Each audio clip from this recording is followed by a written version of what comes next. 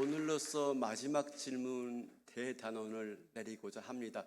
대단원도 아니네요. 8주 한 것 같아요. 물론 이 회장님의 질문은 24가지였어요. 근데 우리가 2가지를 한꺼번에 다루기도 하고 또 몇 가지는 우리와 관계가 없는 천주교에 관한 질문이기도 하고 또 너무 사소한 것이라서 좀 빼고 말씀을 나눴어요.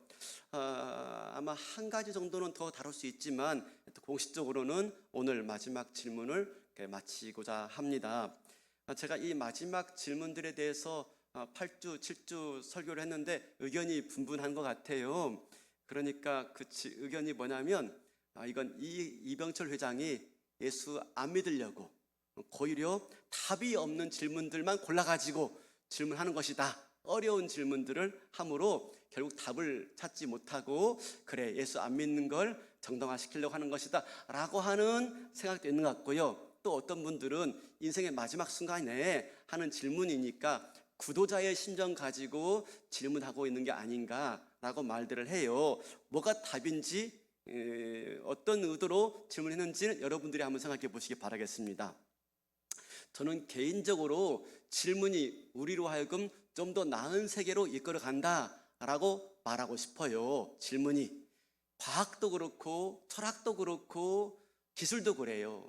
질문이 우리를 좀 더 나은 세계로 이끌어 가는 것이죠.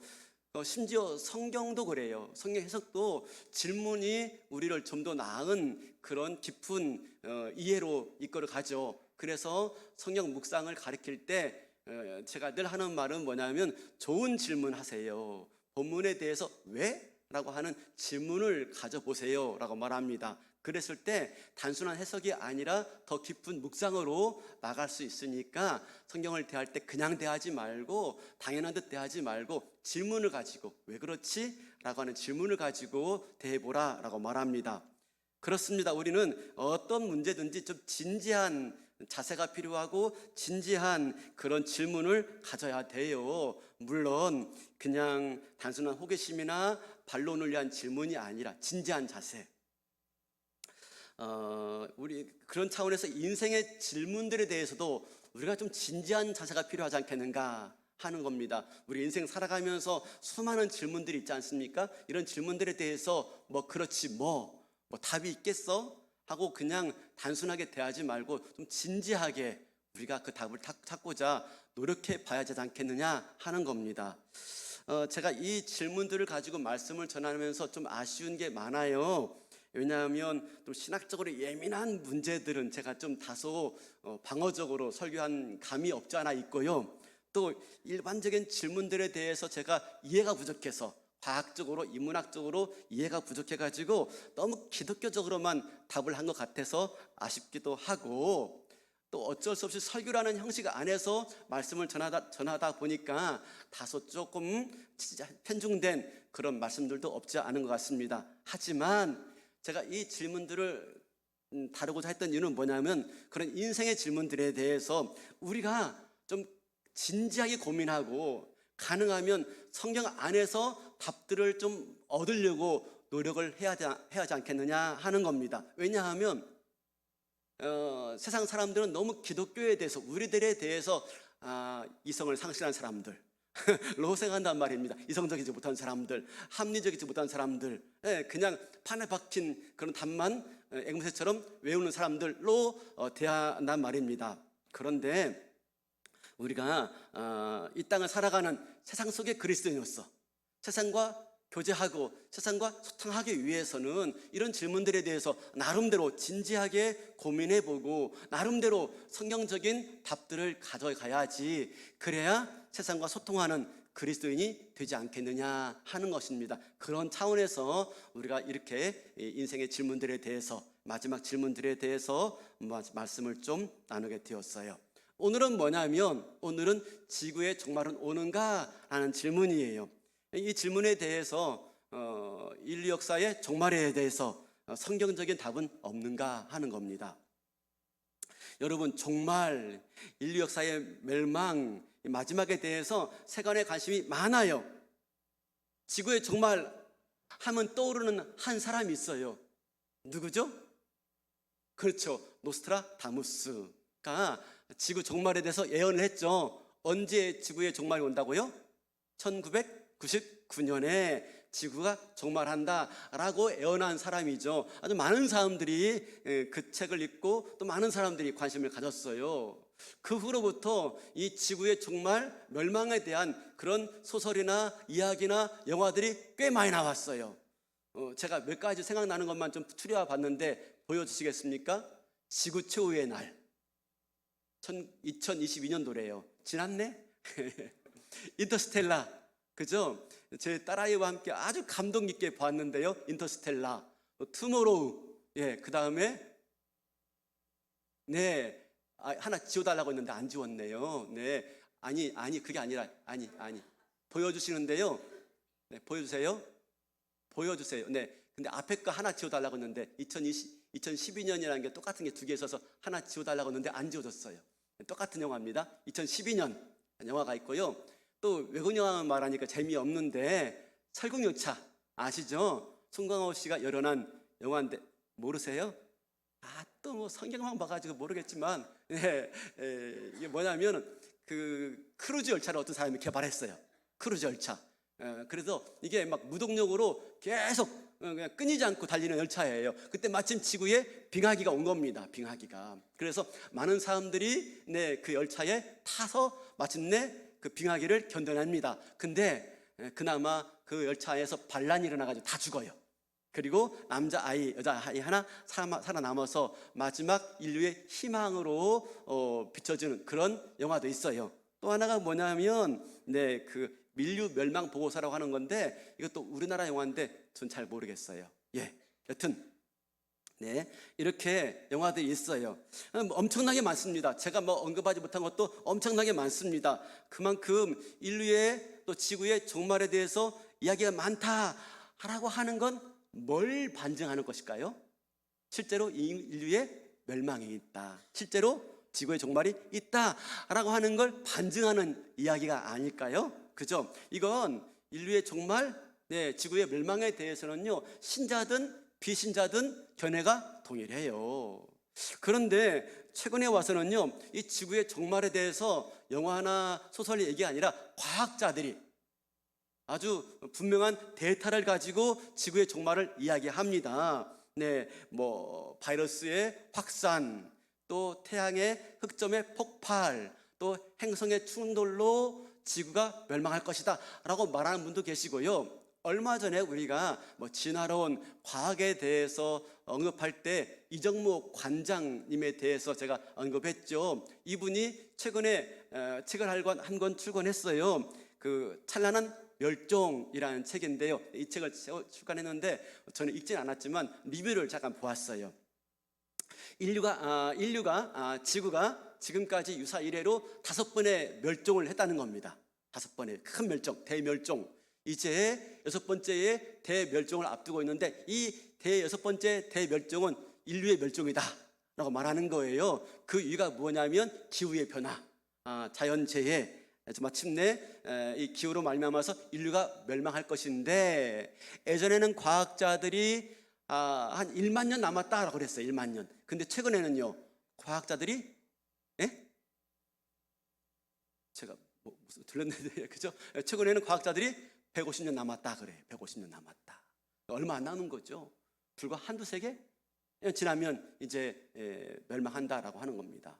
뿐만 아니라 이 지구의 멸망의 원인으로 기후를 말하는 게 아니라 핵전쟁을 말하기도 해요. 그래서 미국의 핵과학자회가 있습니다. 보여주시겠어요? 미국의 핵과학자회가 있는데 매년 초마다 지구 멸망의 시간이 얼마 남았는지를 경고하는 그런 시간을 갖는데요. 올해는 지구 멸망이 몇 초 남았다고 봅니까? 89초 남았다라고 말을 해요. 아주 지구 멸망에 대해서, 인간 멸종에 대해서 강력하게 경고하는 경고음들이 아주 많아요. 근데 아이러니하게도, 그와 별개로 아이러니하게도 많은 사람들은 이 문제를 심각하게 생각하고 있지 않다는 거예요. 그 이유가 뭘까? 위기의식이 피부로 와닿지 않기 때문에 그런 것도 있겠지만, 제가 볼 때는요, 더 중요한 이유가 있는 것 같아요. 그게 뭐냐면 어차피 우리 자신이 죽을 존재인데 하는 생각입니다. 그러니까 뭐죠? 다시 말하면 지구의 종말이 아니더라도 이미 우리는 죽을 인생을 살고 있는 거예요. 꼭 지구가 멸망해 죽는 게 아니라 이미 우리는 죽을 인생이고 어차피 머지않아 죽을 인생이다 보니까 지구의 멸망과 종말에 대해서 크게 관심이 없는 것은 아닐까 하는 겁니다. 그러니까 우리 인류가 직면한 종말이 두 가지예요. 우리 인류가 직면한 종말은 두 가지인데, 하나는 뭐냐면 우주적인 종말. 이건 뭐죠? 인류 역사 끝나는 겁니다. 두 번째, 개인적 종말. 이건 뭐죠? 한 사람이 죽는 날. 두 가지예요. 이 두 가지가 우리 인류가 처한 종말의식이에요. 뭐라고요? 첫 번째가 우주적인 종말, 두 번째가 개인적 종말. 이게 우리 인류가 직면한 현실. 사실 우리 인간은요, 사고로 죽기도 하고 병으로 죽기도 하고 무사하게 건강하게 오래 산다 하더라도 몇십 년 안에는 갈 거예요. 그죠? 다 갈 거예요. 그래서 어차피 죽을 인생이다 보니까 이 지구 생태계의 위기에 대해서 크게 관심이 없는 것은 아닌가 하는 거죠. 물론 우리는 미래 세대 때문에 지구 생태계를 잘 보존해야 되고 이 기후의 문제를 잘 조절을 해야 돼요. 그 찬란한 멸망, 종말이라는 책에 보면요, 그렇습니다. 이제 대멸종을 앞에 두고 있지만 방법은 없는 거 아니다 라고 말을 해요. 소망은 있다. 왜냐하면 그 주인공이 인류이기 때문에 그걸 조절할 수가 있다라고 말을 합니다. 물론 우리가 그런 걸 생각하면서 지구의 환경과 생태계를 위해서 우리가 나름대로 준비하는 건 필요해요. 이것이 사실은 역사의식이고 이것이 사실은 책임의식이겠죠. 그러나 인간의 가장 큰 문제는 뭐라고요? 우주적 종말만 우리가 직면하고 있는 게 아니라 개인적 종말까지 우리가 직면한 존재다라고 하는 것입니다. 제가 왜 이 말씀을 드리냐면 바로 이것이 세상에서 말하는 종말의식과 성경에서 말하는 종말의식의 차이가 있기 때문에 그래요. 자, 먼저 우리가 좀 찾아볼 텐데요, 분명한 사실은 성경은 종말을 분명하게 언급하고 있다 하는 겁니다. 성경만큼 종말에 대해서 명확하게 말하고 있는 종교가 없어요. 사실 다른 많은 종교가 있지만 성경만큼 명확하게 종말을 말하고 있는 종교가 별로 없어요. 가까이에 있는 불교를 보세요. 여러분, 불교가 어떤 종말관을 가지고 있습니까? 불교는 뭐가 있어요? 윤회의식이에요. 윤회의식. 그냥 또 반복되어지는 거예요. 또 그렇죠. 그 가운데서 벗어나는 길이 뭐예요? 해탈이에요. 해탈. 그렇다고 인류의 멸망과 종말을 말하고 있지는 않아요. 그렇습니다. 많은 종교가 인류의 종말에 대해서 별로 언급하고 있지 않아요. 그러나 성경은요, 분명히 종말 사상을 말하고 있고 이 종말 사상이 인간의 근본적인 문제에 해답을 주고 있는 것입니다. 인간은요, 실존의 문제가 있어요. 죽음의 문제가 있고요, 고통의 문제가 있고요, 절망의 문제가 있어요. 이런 인류의 실존의 문제를 해결할 수 있는 유일한 답은 어디에서 얻을 수 있냐면 성경적 종말관에서, 성경적 종말의식에서 우리가 인간 실존의 진정한 해답을 얻을 수가 있는 것이지요. 인간은 온 세상을 지으신 하나님을 떠나서 죄를 짓고 타락한 다음에 그로 인한 죄와 저주와 고통과 죽음이 우리 인류 세상 가운데 들어오게 되었어요. 근데 이런 저주와 죽음과 고통 가운데 신음하고 있는 인류를 불쌍히 여겨주셔서 하나님은 예수님 보내주시고 십자가의 죽으심으로 우리에게 구원의 길을 열어주신 것입니다.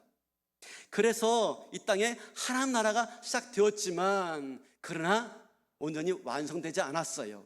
언제 완성됩니까?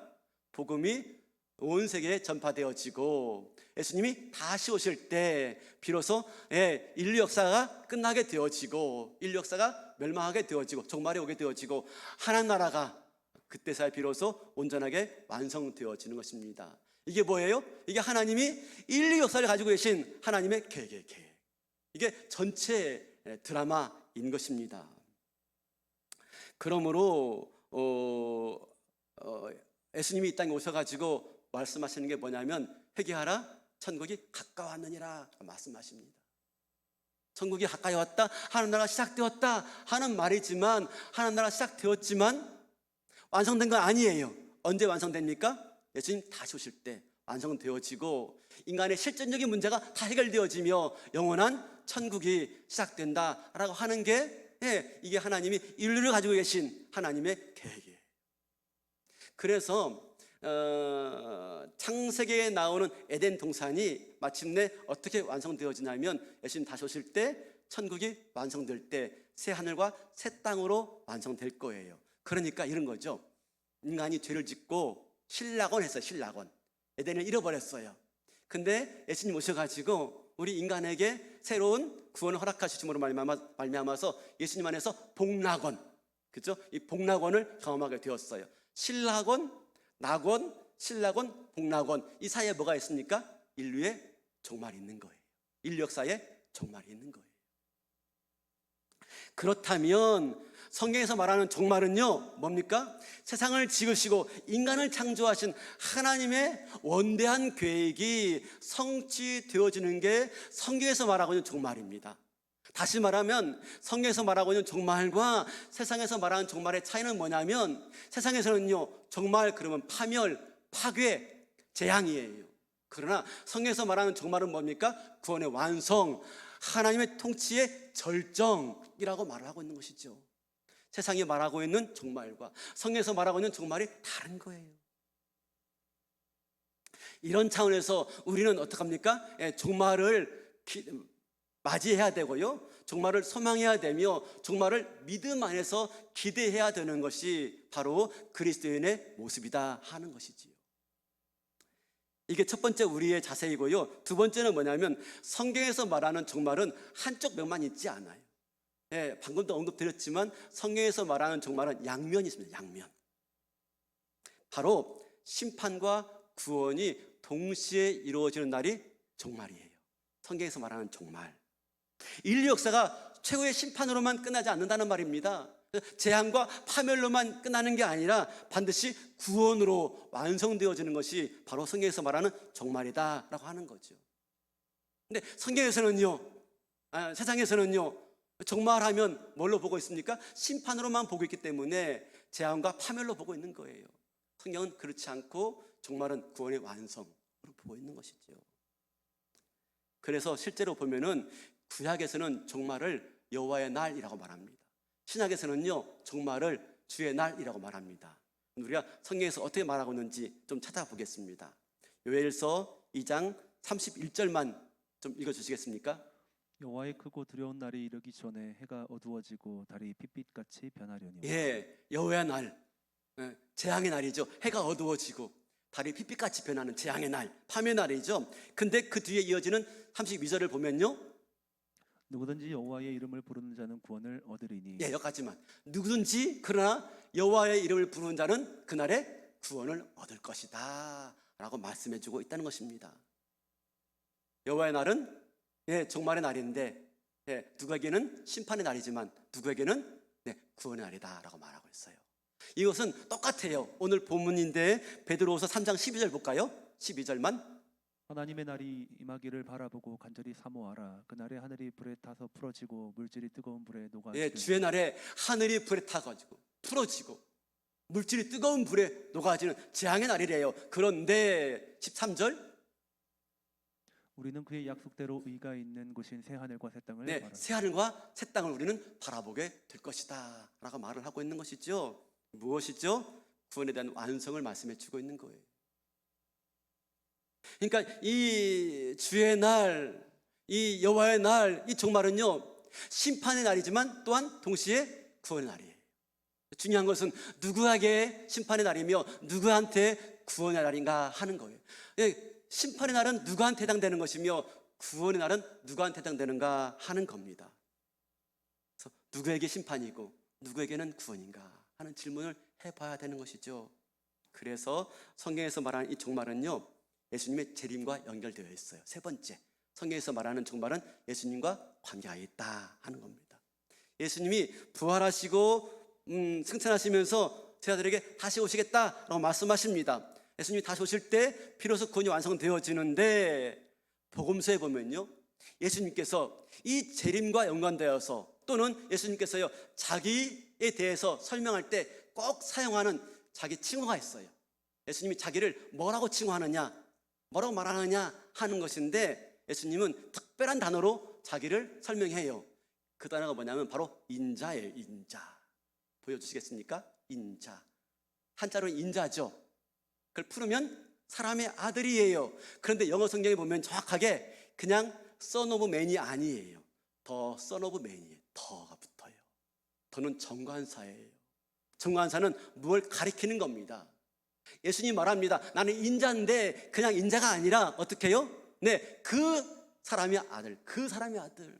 그럼 이 그가 가리키는 게 뭐예요? 다니엘서 7장 13절이에요. 보여주시겠습니까? 내가 또 밤 환상 중에 보니 인자 같은 이가 하늘 구름을 타고 와서 옛적부터 항상 계신 이에게 나아가 그 앞으로 인도되매. 네, 뭐냐면요, 이것은 뭐냐면 다니엘이 마지막 이루어질 종말을 예언하는 말씀이에요. 근데 마지막에 종말을 보니까, 환상 가운데 보니까 인자 같은 이가, 인자죠, 인자. 네, 인자 같은 이가 하늘 구름을 타고 와서, 애초부터 항상 계시가 누굽니까? 하나님이에요. 하나님. 그 앞에 인도되어서 뭐 합니까? 네, 그분께서 우리를 다스리시고 또 그분께서 우리를 심판하신다 하는 말씀이에요. 14절 볼까요? 14절. 예수께서 이르시되. 넘어가겠습니다. 그러니까 지금 뭐냐면 예수님은요, 대제사장 앞에서 신문을 받아요. 네가 그리스도냐? 그니라 라고 말하면서 이렇게 말합니다. 마가복음 14장 62절입니다.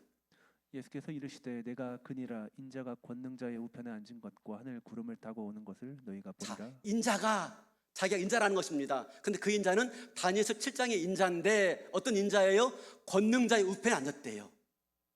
하늘 구름을 타고 다시 오시는데 권능자의 우편에 앉았대요. 권능자가 누구예요? 하나님이에요. 하나님 우편에 앉아서 뭡니까? 그 보좌는 두 가지예요. 하나는 심판의 보좌, 하나는 통치의 보좌예요. 그러니까 그 보좌에 앉아서 한 번은 심판하시고 또 한 번은 뭐 하신다고요? 우리를 다스리신다 라고 말씀하고 있는 것입니다. 이 말씀하니까 대제사장들이 격분합니다. 왜냐하면 인자가 뭘 의미하는지 알았거든요. 예수님을 신성모독죄에 처해서 죽이려고 듭니다. 예수님은 바로 그 다니엘서 7장의 인자, 그죠? 하늘 구름을 타고 와서 하나님 보좌 우편에 앉아가지고 심판하시고 또 주의 백성들은 다스리신다. 바로 내가 그 인자니라 라고 말씀해 주고 있는 거예요. 예수님은 다시 오실 때 어떻게 해요? 하나님의 구원의 권능과 심판의 권능을 가지고 와서 이 세상을 다스리신다 라고 말씀하고 있는 겁니다. 그러니까 우리 주님은 구원의 주님이시지만 동시에 심판의 주님이세요. 예수님을 부인하는 자들에게는요, 심판의 주님인 거죠. 근데 예수님을 믿고 따르는 자에게는요, 구원의 주님이신 것이죠. 바라기는 예수가 우리에게 구원의 주님, 우리에게 희망의 주님이 될 수 있기를 바랍니다.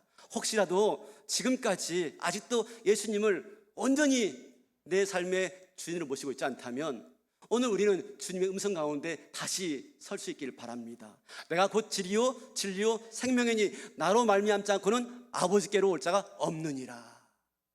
다시 한번 예수님을 내 인생의 길과 진리와 생명으로 받아들여서 그 주님을 통해서 마침내 구원의 완성을 허락하시는 하나님의 복된 다스림을 경험하는 저와 여러분이 될 수 있기를 주님의 이름으로 축원합니다.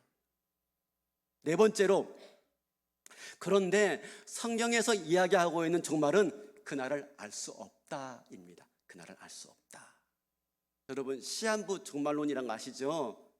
종말의 시기를 알 수 있다라고 하는 주장인데요. 예전에 그 이장님이라고 하는 사람이 다미 선교회 만들어가지고 1992년 10월 28일 날 휴거가 된다 그랬죠. 휴거 아시죠? 이건 비성경적인 그런 용어인데요. 이렇게 사람들이 들려 올려진다 라고 하는 휴거론인데, 우리는 휴거를 인정하지 않습니다. 많이 알고 있지만 인정하지 않습니다. 나중에 좀 다루겠습니다. 그런데 휴거된다라고 하는 그런 주장을 한 겁니다. 제가 그때 신학생 때였습니다. 그래서 그날 1992년 10월 28일 그때 누님집이 근처에 그 집회소가 있었어요. 그래서 제가 밤 늦게까지 그 앞에 가서 지켜봤어요. 만항역 가지고 가서 지켜봤어요. 자정이 막 다 됐는데 그들이 저녁부터 모여가지고 집회하더라고요. 막 집회하고 흰 옷 입고 막 집회하는데 이제 거의 자정이 된 거예요. 근데 만원경을 제가 이렇게 봤습니다. 11시 59분 59초 땡, 12시 땡땡 됐는데 아무 일도 일어나지 않아요. 아무 일도. 조용하더라고요. 아마 거기 있는 분들은 휴가 될 줄 알았나 봐요. 조용하더라고요. 그러더만 한 30분 지나니까 흰옷 입으신 분들이 1명, 2명 나오시더라고요. 네, 다 꽝이었던 거죠. 나중에 알고 보니까 시한부 종말론을 말하면서 성도로부터 어마어마하게 헌금을 이렇게 받은 거예요. 그래서 이분의 재산이 엄청 많은 겁니다. 이게 사기죄로 고발되었어요. 신도들에게. 그래가지고 수감되었습니다. 얼마 전에 추록했다고 하는데 그 다음에 어떻게 됐는지는 모르겠어요. 행방이 무효네요. 그들이 왜 이런 주장하냐면 데살로니가 전서 5장 4절 때문에 그래요. 형제들아 너희는 어둠에 있지 아니하매 그날이 도둑같이 너희에게 임하지 못하리니. 도둑같이 너희에게 임하지 못하리니 알게 될 것이다 라는 말씀처럼 오해되어지는 것이죠. 그래서 이 말을 가지고 마지막 때가 되면 하나님은 우리에게 그날이 언제인지 알려주실 것이다 라고 말을 합니다. 근데 이 말씀 그 뜻이 아닙니다. 몇 월 며칠 날 종말이 임할 것이다 라고 하는 말이 아니라 믿음 안에 준비를 잘하고 있는 사람은 그날을 맞이할 때 당황하지 않고, 그죠? 네, 항상 준비됐기 때문에 그날을 잘 맞이할 수 있을 것이다 라고 하는 말씀인 것이죠. 실제로 마태복음 24장에 가면은 예수님이 종말의 징조를 쭉 언급하세요. 그날에는 난리가 일어날 것이고 전쟁이 일어날 것이고 재앙이 임할 것이고 또 뭐 여러 가지 말합니다. 예수 믿는 사람들이 핍박을 받을 것이고 거짓 선자들이 막 일어날 것이고 막 말씀하십니다. 그러고 나서 이어서 이렇게 말씀하세요. 마태복음 24장 36절. 그러나 그날과 그때는 아무도 모르나니 하늘의 천사들도 아들도 모르고 오직 아버지만 아시느니라. 네, 아버지만 아신대요. 아들도 모른대요. 아니 예수님도 모른다는데 그날을 안다는 건 말이 안 되잖아요. 이건 교만한 거잖아요. 그러므로 시한부 종말론을 가리키는 것은 성경적 종말론이 아닌 거예요. 그러면 중요한 게 뭡니까? 그날이 언제인지 맞추는 것보다 더 중요한 것은 우리가 항상 그날을 맞이할 준비가 되어 있느냐 하는 게 더 중요한 거죠. 우리가 인간이 시간을 지배할 수 없어요. 시간의 주권은요 하나님께만 있는 거죠. 사실 주님이 지금 당장 오신다고 하더라도 사실 이상할 게 하나도 없는 건 사실이에요. 그죠? 사실 성경의 말씀대로 이미 온 세상은 사랑이 식었어요. 그리고 죄악이 간영하고요. 그리고 거짓 선자들이 넘쳐납니다. 메시아가 얼마나 많은지 이 나라에는요. 그죠? 그리고 복음이 온 세계에 퍼졌다고 하더라도 과언이 아니에요. 그래서 지금 당장 주님 오신다고 하더라도 이상할 게 전혀 없는 때를 살고 있어요. 그러나 중요한 게 뭡니까? 그날이 언제인지에 관심 갖기보다는 내가 정말 그날을 맞이할 자세가 되어 있는가 하는 거죠. 당장 내일 온다 하더라도 우리는 그날을 맞이할 준비가 되어 있느냐 하는 겁니다. 그러므로 성경이 이야기하고 있는 마지막 종말은요, 성경이 말하고 있는 마지막 종말은 뭐냐면 역사적 종말의 차원만 말하는 게 아니라 개인적 종말의 차원도 같이 말을 해야 되는 것입니다. 그러니까 역사적 종말만 말하는 게 아니라 개인적 종말도 같이 우리가 언급해야 되는 거예요. 다시 말하면 우리도 곧 죽는다 하는 겁니다. 역사적인 종말을 맞지 않는다 할지라도 우리 개인은요 얼마든지 뭐잖아 다 죽을 존재예요. 개인적 종말을 맞이할 운명이란 말입니다. 우리가 우주적 종말의 시간도 언제인지 헤아릴 수 없지만 똑같이 내 개인적인 종말의 시간도 언제인지 알 수 없어요. 원리는 똑같아요. 개인적 종말이든지 우주적 종말이든지 원리는 똑같아요. 그날 우리가 알 수가 없어요. 그러므로 항상 깨어 있어야 되는 거죠. 이번 주에도 한 성도님의 부고를 듣게 되었어요. 어제 갑자기 아주 젊으신 집사님이신데 갑자기 불의의 사고를 당해가지고 하나님께 가게 되었어요. 우리는 언제 그 일들을 겪을지 몰라요. 항상 깨어 있어야 되는 것이죠. 사람들은 예수님께서 알아야 된다라고 하는 것은 별 관심이 없어. 그렇죠? 근데 몰라도 되는 것이다 관심이 많아. 이상해요. 언제 오신지 몰라도 된다 하는데 막 알려고 해요. 그죠? 근데 이 땅에서 그날을 맞이하기 위해서 어떻게 살아야 되는지 말씀하시면 별로 관심이 없어요. 솔직히 이게 우리의 모습 아닙니까? 그죠? 예. 내 수명이 얼마가 될지 얼마 오래될지 관심 많아. 그런데 우리가 그날을 맞이하기 위해서 하루하루 어떻게 살아야 되는지 별로 관심이 없는 거예요. 중요한 건 뭡니까? 우리가 호흡이 있는 이 짧은 인생을 살 동안에 어떻게 살아가느냐 하는 게 중요한 거예요. 언제 죽느냐 하는 걸 아는 것보다 더 중요한 것은 내가 어떻게 살아가야 되느냐 하는 게 중요하단 말입니다. 한번 생각해 봅시다. 만약 우리가 내일 주님이 오신다는 걸 알게 되었을 때, 그죠? 만약 우리가 알았어요. 모르지만 알게 됐다고 가정해 봅시다. 내일 주님이 오신다는 걸 알게 되었어요. 그때부터, 알게 될 때부터 내 삶이 달라져야 되겠다라고 생각한 사람이라면 그 사람은 잘못 사신 거예요. 그게 아니라 내일 오신다 하더라도 내가 지금처럼 잘 살면 되지 뭐 라고 생각하는 사람은 잘 사신 거예요. 어떨까요? 우리는요, 내일 주님 오신다면 큰일 났네 하면서 막 다시 주섬주섬 할 게 많은 거예요? 아니면 내가 지금처럼 살면 되지 뭐 하고 느긋하게 맞이하실 것 같아요? 제가 이번 주에 이렇게 인터넷 짤을 보다가요, 재밌는 그 유머를 보게 되었어요. 그 신부님 중에 아주 재밌는 분이 계시더만요. 그분의 유머인데요, 이제 할아버지가 갑자기 돌아가신 거예요. 숨 안 쉬시는 거예요. 할머니가 그래가지고 이분을 병원에 모시고 갔어요. 그랬더니 의사가 청진기를 딱 대보더만 돌아가셨네요. 심장마비예요 라고 말씀하신 겁니다. 그러면서 영안실로 모시세요 라고 한 거예요. 그래서 이 병원 직원들이 베드에 옮겨가지고 영안실로 가는데 뒤따라 간 겁니다. 할머니가요. 근데 이 베드로 옮겨가는 가운데 할아버지가 깨어난 겁니다. 깨어났는데 말씀을 못 하시는 거예요. 그러니까 손짓으로 눈 깜빡깜빡거리면서 뒤따라오는 할머니를 보고 말을 한 겁니다. 여보, 나 살아났어. 눈짓으로, 손짓으로. 근데 할머니가 그거 보고 외면하시는 겁니다. 목부차 하신 겁니다. 그러니까 막 발까지 움직이면서요, 살아났다고 막 말씀하시는 거예요. 할머니가 뭐라고 할게요? 이 사람아, 의사가 죽었다고 하잖아. 적어도 우리가 그러면 안 되잖아요. 그죠? 그런 인생 살면 안 되잖아요. 그죠?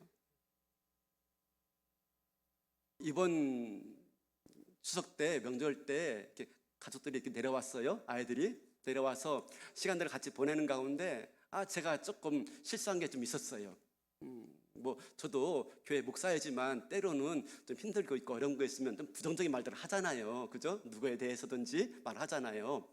근데 저도 모르게 그냥 와이프만 있는 줄 알고 와이프하고 대화했는데 우리 집에 이 소모주 귀를 갖고 있는 아이가 하나 있어요. 소모주 귀를 갖고 있는 아이가. 누구냐 묻지 마세요. 혹시 또 우리 아이 보고 네가 그냥 하지 마세요. 제발 좀. 이 소모주 귀를 갖고 있는 애가 다 들은 거예요. 그러면서 제가 없을 때 그랬대요. 우리 와이프한테. 아빠는 왜 그런지 몰라 라고 했다는 거예요. 그런데 와이프가 그러더라고요. 여보, 당신 안 그랬으면 좋겠어요. 우리 아이들이 어떻게 할지 모르니까 집에 와서는 안 그랬으면 좋겠어요 라고 하는 거였어요. 근데 저한테 지적하니까요, 지적질하니까 안 좋잖아요. 그죠? 남자가 안 좋잖아요. 그래서 근데 아무 말도 안 했어요. 근데 제가 어제 이 말씀 준비하면서요, 저녁에 밥 먹으러 가서 약속했어요. 여보, 내가 죽을 때까지 이거 절대로 안 할게 약속을 했어요. 구체적으로 내가 이렇게 안 하고 집에 와서 내가 절대 안 할게 약속을 했어요. 왜냐하면 언제 올지 모른다고 설계해놓고 제가 안 바꾸면 안 되잖아요. 그죠? 약속을 했어요. 제가 왜 이렇게 죽음에 대해서 이렇게 할아버지 얘기를 재밌게 했냐면, 우리는 이 가능한 한 죽음을 생각하지 않으려고 해요. 죽음 그럼 부정적이니까, 죽음 그러면 스트레스 받으니까 말을 안 하려고 하지만 성경은요 분명히 말하고 있어요. 죽음을 기억하라. 그리고 죽음을 생각하는 것이 지혜다라고 말씀하고 있어요. 우리 볼까요? 전도서 7장 2절이에요. 초상집에 가는 것이 잔치집에 가는 것보다 나으니 모든 사람의 끝이 이와 같이 됨이라. 산자는 예. 이것을 그의 마음에 예, 둘지니. 초상집에 가는 것이요 잔치집에 가는 것보다 낫대요. 왜? 그 죽음 앞에서 삶의 지혜를 얻기 때문에. 저는 이런 차원에서 우리 성도님들이 성도의 가정에 장례식이 있을 때 가는 게 전 좋다고 생각해요. 가서 죽음 앞에 서는 거죠. 또 나의 죽음을 직면하는 것이죠. 그리고 그 죽음 현장 앞에서 어떻게 여기고 있느냐, 주변 사람들이 어떻게 여기고 있느냐, 아쉬워하고 있느냐, 아니면 가만히 있어, 의사가 죽었다고 하는데 그런 취급을 받을 것인가. 그죠? 그 시간 통해서 다시 한번 나의 남은 인생들을 환기하는 것이지요. 적어도 젊었을 때, 힘이 있을 때 우리가 죽음을 생각하는 것이 후회 없는 인생을 살아가는 인생인 줄로 믿습니다. 여러분, 우리 인생은 너무 짧아요. 이 짧은 인생의 의미가 있다면, 이 짧은 인생이요 영원한 인생을 준비하는 기간이다라고 하는 겁니다. 짧은 인생이 의미가 있는 것은요, 이 짧은 인생을 통해서 영원한 인생을 준비하기 때문에 의미가 있는 거예요.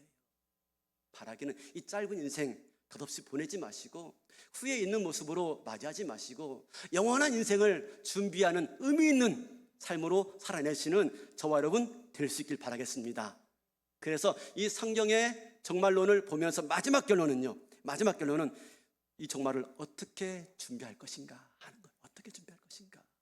방법은 그리스도를 붙잡는 거죠. 그리스도의 십자가 아래 내가 피하는 겁니다. 우주의 종말이든 개인의 종말이든 이걸 피할 수 있는 유일한 길은 무엇입니까? 십자가의 그늘 아래 우리가 피하는 것이 진정한 피난처가 되는 줄로 믿습니다. 우리 마지막으로 데살로니가 교회에 보낸 사도 바울의 편지를 읽고 마치겠습니다. 데살로니가전서 5장 6절에서 9절인데 서로 번갈아 가면서 한번 읽겠습니다. 우리 목사님 먼저 읽어주세요. 그러므로 우리는 다른 이들과 같이 자지 말고 오직 깨어 정신을 차릴지라. 자는 자들은 밤에 자고 취한 자들은 밤에 취하되 우리는 낮에 속하였으니 정신을 차리고 믿음과 사랑의 호심경을 붙이고 구원의 소망의 투구를 쓰자. 9절 같이 하나님이 우리를 세우심은 노하심에 이르게 하심이 아니요 오직 우리 주 예수 그리스도로 말미암아 구원을 받게 하려 하심이라. 우리가 예수 믿어야 되는 이유는요, 예수가 우리의 유일한 희망이기 때문에, 소망이기 때문에, 먼 장래에도 우리가 예수 믿는 이유가 이 땅에서 우아하게 살려고, 고상하게 살려고, 좀 더 많은 걸 누리고 살려고 하는 게 아니에요. 예수만이 우리의 희망이기 때문에, 이 절망에서 벗어날 수 있는 유일한 희망이기 때문에, 우리의 이 실존의 문제를 해결할 수 있는 유일한 희망이기 때문에 우리가 예수 믿는 줄로 믿습니다. 예수를 통해서 우리 인생의 유일한 희망과 소망으로 남은 인생을 복되게 살아 영원한 나라를 준비하시는 저와 여러분 되시기를 주님의 이름으로 축원합니다.